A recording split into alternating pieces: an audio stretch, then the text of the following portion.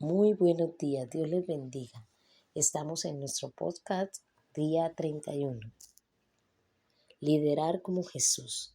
Pocas personas han influido en la administración cotidiana de la gente y las compañías como Ken Blanchard.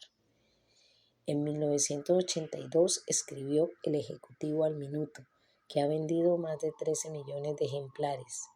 El libro fue tan exitoso en un periodo de tiempo tan breve que al autor le costó recibir el reconocimiento por su éxito. Comenzó a pensar sobre Dios y comenzó a leer la Biblia. Fue directo a los evangelios. Quería conocer lo que hizo Jesús. Quedó fascinado con la forma en que Jesús logró transformar a 12 personas inverosímilmente comunes en la primera generación de líderes de un movimiento que aún afecta el curso de la historia mundial 2000 años después. Tomó conciencia de que todo lo que había enseñado o escrito sobre el liderazgo eficaz ya había sido implementado por Jesús con una perfección muy superior a la habilidad de Ken para retratar o describir el liderazgo. Jesús fue más que un simple líder espiritual. Ofrece un modelo de liderazgo práctico y eficaz para todas las organizaciones, para toda la gente, para todas las situaciones. Como resultado de sus estudios y su experiencia personal, Ken Blanchard confundó el ministerio Un líder como Jesús para inspirar y equipar a la gente para hacer exactamente eso. Liderar como Jesús. Jesús es el líder más grande de todos los tiempos. En los pasajes de hoy vemos algunas de las características del liderazgo de Jesús junto con las de dos grandes personajes de la Biblia, David y Job.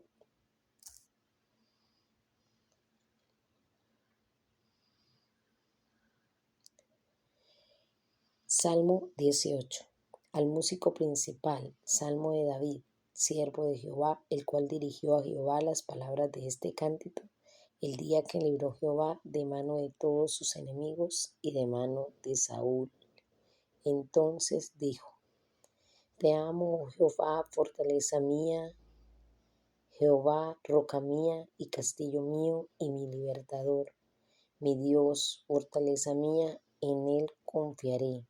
Mi escudo y la fuerza de mi salvación, mi alto refugio. Invocaré a Jehová, quien es digno de ser alabado, y seré salvo de mis enemigos. Me rodearon ligaduras de muerte, y torrentes de perversidad me atemorizaron. Ligaduras del Seol me rodearon, me tendieron lazos de muerte. En mi angustia invoqué a Jehová y clamé a mi Dios, y él oyó mi voz desde su santo templo, y mi clamor llegó delante de él a sus oídos.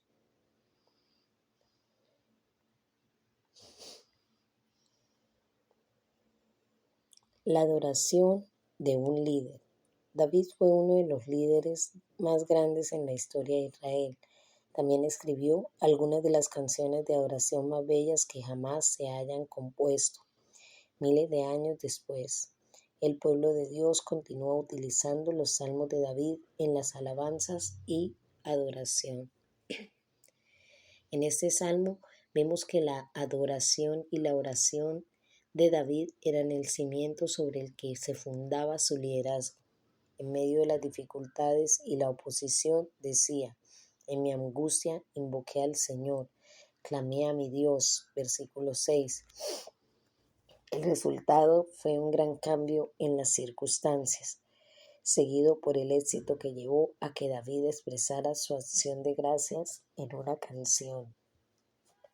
Sea en la dificultad o en el éxito, sigamos el ejemplo de David al procurar edificar nuestra vida sobre el cimiento de la oración y la alabanza. El punto de partida de la adoración es el amor por Dios. Cuánto te amo, Señor, fuerza mía. David procede en expresar su amor, su alabanza y su gratitud al Señor. Enfrentaba enemigos. Versículo 3, parte B. Muerte y destrucción. versículo 4, versículo 5, y angustia, versículo 6, parte A. Al mirar hacia atrás podía ver cómo Dios había escuchado su clamor y lo había salvado de sus enemigos, versículos del 3 al 6. Durante los últimos años he llevado de las veces en las que he clamado a mi Dios, escribiéndole en las márgenes de la Biblia en un año. Es sorprendente ver las formas en las que Dios ha escuchado mi clamor. Muchas de las oraciones, aunque no todas, han recibido respuesta. Llevar un registro me ayuda a no olvidar mi gratitud hacia Dios. Vamos a orar. Oh Señor, mi fortaleza, mi escudo, mi libertador. Gracias por tantas veces en las que he clamado a ti, pidiendo ayuda y has oído mi voz. Con todos los desafíos y los retos por delante, nuevamente clamo a ti, pidiendo auxilio, Señor, porque sé que solo en ti puedo encontrar mi respuesta. Mateo 21, del 1 hasta el 17.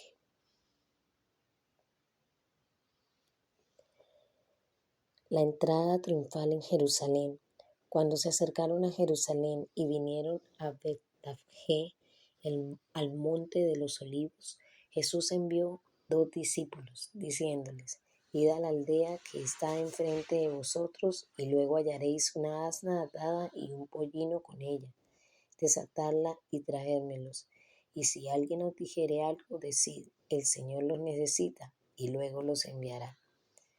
Todo esto aconteció para que se cumpliese lo dicho por el profeta cuando dijo: Decida la hija de Sión, he aquí tu rey viene a ti manso y sentado sobre un asna, sobre un pollino, hijo de animal de carga. Y los discípulos fueron e hicieron como Jesús les mandó, y trajeron el asna y el pollino, y pusieron sobre ellos sus mantos, y él se sentó encima, y la multitud, que era muy numerosa, tendía sus mantos en el camino, y otros cortaban ramas de los árboles y las tendían en el camino. Y la gente que iba delante y la que iba detrás aclamaba diciendo: Hosana al Hijo de David, bendito el que viene en el nombre del Señor, Hosana en las alturas. Cuando entró él en Jerusalén, toda la ciudad se conmovió diciendo: ¿Quién es este? Y la gente decía: Ese es Jesús, el profeta de Nazaret de Galilea. Purificación del templo. Y entró Jesús en el templo de Dios y echó fuera a todos los que vendían y compraban en el templo, y volcó las mesas de los campistas y las sillas de los que vendían palomas. Y les dijo: Escrito está: mi casa de oración será llamada, mas vosotros la habéis hecho cueva de ladrones. Y vinieron a él en el templo ciegos y cojos, y los sanó. Pero los principales sacerdotes y los escribas, viendo las maravillas que hacía, y a los muchachos aclamando en el templo y diciendo: Hosana al Hijo de David, se indignaron y le dijeron: ¿Oyes lo que estos dicen? Y Jesús les dijo: Sí. ¿Nunca leíste de la boca de los niños y de los que maman perfeccionaste la alabanza? Y dejándolos, salió fuera de la ciudad a Betania y posó allí.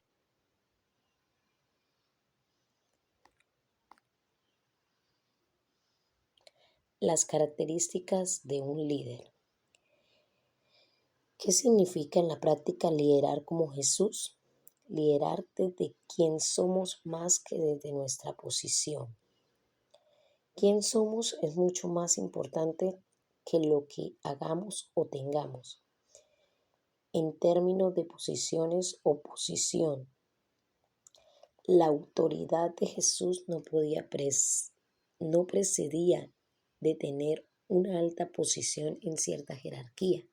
Venía de quien era como persona, tenía una autoridad natural, poseía una confianza total de que todo lo que debía decir era: el Señor lo necesita. Versículo 3. No se requerían amenazas ni promesas. Ser amables y modestos. Tu rey viene hacia ti humilde. Versículo 5. Esta no es una característica del liderazgo que el mundo espera, pero estaba justo en el corazón del liderazgo de Jesús. La palabra griega para amable significa alguien considerado, modesto, es lo opuesto a la agresividad o a la búsqueda del propio bien. Evitar la arrogancia y la ostentación. Jesús entró a Jerusalén en un burro. Qué contraste con tantos líderes de la historia, tanto seculares como religiosos, que han vivido con pompas y ceremonias, con séquicos ostentosos.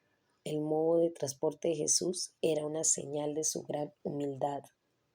El opuesto al orgullo y la arrogancia, que puede deslizarse con tanta facilidad en el liderazgo humano. Tener la valentía de confrontar.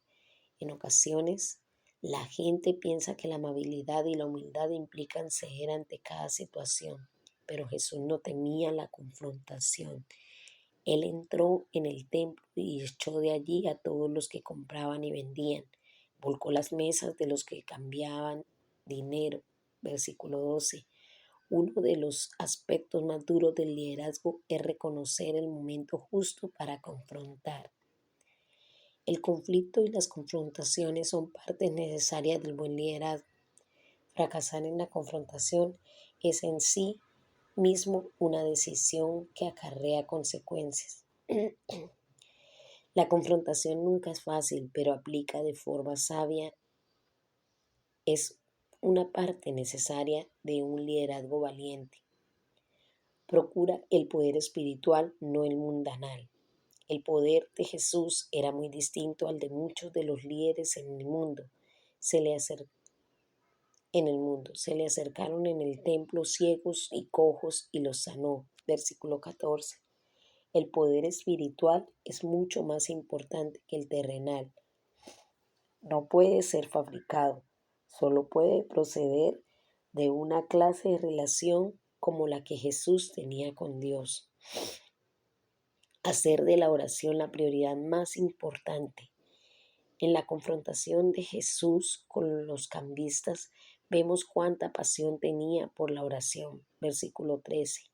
A lo largo de los evangelios leemos acerca de las ocasiones en que Jesús se retiraba. Versículo 17. Para estar a solas con Dios. Esa era la fuente de su fortaleza, al igual que David. La oración estaba en el corazón del liderazgo de Jesús. Vamos a orar. Señor, ayúdame a liderar como Jesús, con autoridad, con amabilidad, con humildad, con valentía y con poder.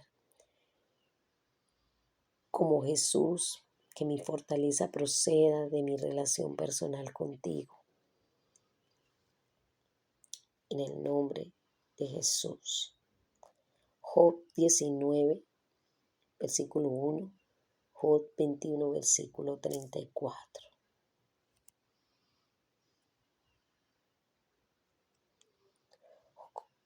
Job 19. Job confía en que Dios lo justificará. Respondió entonces Job y dijo: ¿Hasta cuándo angustiaréis mi alma y me moleréis con palabras? Ya me habéis vituperado 10 veces. ¿No os avergonzáis de injuriarme? Aun siendo verdad que yo haya errado, sobre mí recaería mi error. Pero si vosotros os engrandecéis contra mí alegáis mi oprobio, sabed ahora que Dios me ha derribado y me ha envuelto en su red. He aquí, yo clamaré agravio y no seré oído. Daré voces y no habrá juicio. Cercó de vallado mi camino y no pasaré, y sobre mis veredas puso tinieblas. Me ha despojado de mi gloria y quitado la corona de mi cabeza. Me arruinó por todos lados y perezco, y ha hecho pasar mi esperanza como árbol arrancado. Hizo arder contra mí su furor y me contó para sí entre sus enemigos. Vinieron sus ejércitos a una y se atrincheraron en mí y acamparon en derredor de mi tienda. Hizo alejar de mí a mis hermanos y mis conocidos extraños se apartaron de mí. Mis parientes se detuvieron y mis conocidos se olvidaron de mí. Los moradores de mi casa y mis criadas me estuvieron por extraño. Forastero fui yo a sus ojos. Llamé a mi siervo y no respondió. De mi propia boca le suplicaba. Mi aliento vino a ser extraño a mi mujer, aunque por los hijos de mis entrañas le rogaba. Aún los muchachos me menospreciaron. Al levantarme hablaban contra mí. Todos mis íntimos amigos me aborrecieron y los que yo amaba se volvieron contra mí. Mi piel y mi carne se pegaron a mis huesos y he escapado con solo la piel de mis dientes. Oh vosotros mis amigos, tened compasión de mí, porque la mano de Dios me ha tocado. ¿Por qué me perseguís como Dios y ni aun de mi carne os saciáis? ¿Quién diese ahora que mis palabras fuesen escritas? ¿Quién diese que se escribiese un libro, que con cincel de hierro y plomo fuesen esculpidas en piedra para siempre? Yo sé que mi Redentor vive y al fin se levantará sobre el polvo, y después de deshecha esta mi piel, en mi carne he de ver a Dios, al cual veré por mí mismo, y mis ojos lo verán y no otro. Aunque mi corazón desfallece dentro de mí, más deberáis decir, ¿por qué le perseguimos? Ya que la raíz del asunto se halla en mí.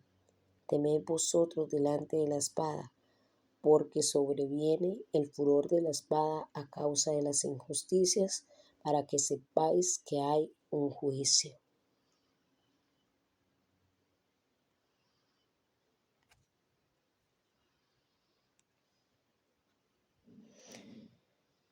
Job 20. Sofar describe las calamidades de los malos. Respondió Sofar Naamatita y dijo: Por cierto, mis pensamientos me hacen responder y por tanto me apresuro. La reprensión de mi censura he oído y me hace responder el espíritu de mi inteligencia. ¿No sabes esto? Que así fue siempre, desde el tiempo que fue puesto el hombre sobre la tierra, que la alegría de los malos es breve y el gozo del impío por un momento. Aunque subiera su altivez hasta el cielo y su cabeza tocar en las nubes, como su estiércol perecerá para siempre. Los que le hubieran visto dirán: ¿qué hay de él? Como sueño volará y no será hallado, y se disipará como visión nocturna. El ojo que le veía nunca más le verá, ni su lugar le conocerá más. Sus hijos solicitarán el favor de los pobres, y sus manos devolverán lo que él robó. Sus huesos están llenos de su juventud, mas con él en el polvo yacerá. Si el mal se endulzó en su boca, si lo ocultaba debajo de su lengua, si le parecía bien y no lo dejaba, sino que lo detenía en su paladar, su comida se mudará en sus entrañas, y el de áspides será dentro de él. Devoró riquezas, pero las vomitará, de su vientre las sacará Dios. Veneno de áspides chupará, lo matará la lengua de víbora. No verá los arroyos, los ríos, los torrentes de miel y de leche. Restituirá el trabajo conforme a los bienes que tomó, y no los tragará ni gozará. Por cuanto quebrantó y desamparó a los pobres, robó casas y no las edificó. Por tanto, no tendrá sosiego en su vientre, ni salvará nada de lo que codiciaba. No quedó nada que no comiese. Por tanto, su bienestar no será duradero. En el colmo de su abundancia padecerá estrechez. La mano de todos los malvados vendrá sobre él. Cuando se pusiere a llenar su vientre, Dios enviará sobre él el ardor de su ira y la hará llover sobre él y sobre su comida. Huirá de las armas de hierro y el arco de bronce le atravesará. La saeta le traspasará y saldrá de su cuerpo, y la punta relumbrante saldrá por él. Sobre él vendrán terrores. Todas las tinieblas están reservadas para sus tesoros. Fuego no atizado los consumirá. Devorará lo que quede en su tienda. Los cielos descubrirán su iniquidad y la tierra se levantará contra él. Los renuevos de su casa serán transportados, serán esparcidos en el día de su furor. Esta es la porción que Dios prepara al hombre impío y la heredad que Dios le señala por su palabra. Job 21. Job afirma que los malos prosperan. Entonces respondió Job y dijo: Oíd atentamente mi palabra, y sea esto el consuelo que me deis. Toleradme y yo hablaré, y después que haya hablado, escarneced. ¿Acaso me quejo yo de algún hombre? ¿Y por qué no se ha de angustiar mi espíritu? Miradme y espantados, y poned la mano sobre la boca. Aún yo mismo, cuando me acuerdo, me asombro, y el temblor estremece mi carne. ¿Por qué viven los impíos y se envejecen, y aún crecen en riquezas? Su descendencia se robustece a su vista, y sus renuevos están delante de sus ojos. Sus casas a salvo de temor, ni viene azote de Dios sobre ellos. Sus toros se engendran y no fallan, paren vacas y no malogran su cría. Salen sus pequeñuelos como manada y sus hijos andan saltando. Al son del tamboril y de la cítara saltan y se regocijan al son de la flauta. Pasan sus días en prosperidad y en paz descienden al Seol. Dicen, pues, a Dios, apártate de nosotros porque no queremos el conocimiento de tus caminos. ¿Quién es el Todopoderoso para que le sirvamos? ¿Y de qué nos aprovechará que oremos a Él? He aquí que su bien no está en mano de ellos. El consejo de los impíos lejos esté de mí. Oh, cuántas veces la lámpara de los impíos es apagada y viene sobre ellos su quebranto, y Dios en su ira les reparte dolores. Será como la paja delante del viento y como el tamo que arrebata el torbellino. Dios guardará para los hijos de ellos su violencia, le dará su pago para que conozca. Verán sus ojos su quebranto y beberá de la ira del Todopoderoso. Porque, ¿qué deleite tendrá él de su casa después de sí, siendo cortado el número de sus meses? ¿Enseñará alguien a Dios sabiduría, juzgando él a los que están elevados? Este morirá en el vigor de su hermosura, todo quieto y pacífico. Sus vasijas estarán llenas de leche y sus huesos serán regados de tuétano. Y este otro morirá en amargura de ánimo y sin haber comido jamás con gusto. Igualmente yacerán ellos en el polvo y los gusanos los cubrirán. He aquí, yo conozco vuestros pensamientos y las imaginaciones que contra mí forjáis. ¿Por qué decís, qué hay de la casa del príncipe y qué de la tienda de las moradas de los impíos? ¿No habéis preguntado a los que pasan por los caminos y no habéis conocido su respuesta? Que el malo es preservado en el día de la destrucción, guardado será en el día de la ira. ¿Quién le denunciará en su cara su camino? Y de lo que él hizo, ¿quién le dará el pago? Porque llevado será a los sepulcros y sobre su túmulo estarán velando. Los terrones del valle le serán dulces. Tras de él será llevado todo hombre, y antes de él han ido innumerables. ¿Cómo pues me consoláis en vano, viniendo a parar vuestras respuestas en falacia?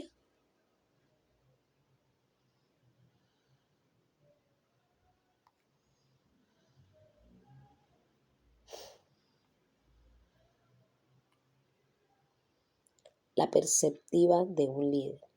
Los amigos de Job continuaban hablando discursos sin sentido y falacias. Capítulo 21, versículo 34. Intentan consolar a Job con sus palabras vacías e inútiles. Por otro lado, vemos la verdadera lucha de Job con su propio sufrimiento, en oposición al análisis simplista de sus amigos. Considera que el mundo es muy complejo. En su vida hay muchas injusticias. Clama así: ¿por qué siguen con vida los malvados cada vez más viejos y más ricos? Pasan la vida con gran bienestar y en paz bajan al sepulcro. Versículo 7, versículo 13. Que no te sorprenda que en ocasiones haya quienes rechacen completamente a Dios. Le dicen a Él: déjanos tranquilos, no queremos conocer tu voluntad. ¿Quién es el Todopoderoso para que le sirvamos? ¿Qué ganamos con dirigirle nuestras oraciones? Y parece como si en realidad llevaran vidas de prosperidad y paz. La Biblia nunca sugiere que los malvados recibirán la justicia en esta vida. A veces sí, pero en otras ocasiones parece salirse con la suya. No te sorprendas si ves que los malvados pasan sus años de forma próspera. No te sorprendas si ves que los inocentes sufren. Dios pareciera permitir ambas cosas en esta vida. Esto no es para decir que debiéramos ser complacientes con la injusticia o el sufrimiento del inocente. Por el contrario, tenemos que hacer todo lo que esté a nuestro alcance para combatir ambas situaciones. No obstante, esta vida no es el fin. Dios tiene toda la eternidad para enderezar las cosas. Job anticipa de una forma casi singular el Antiguo Testamento, nuestra esperanza futura. Yo sé que mi Redentor vive y que al final triunfará sobre la muerte.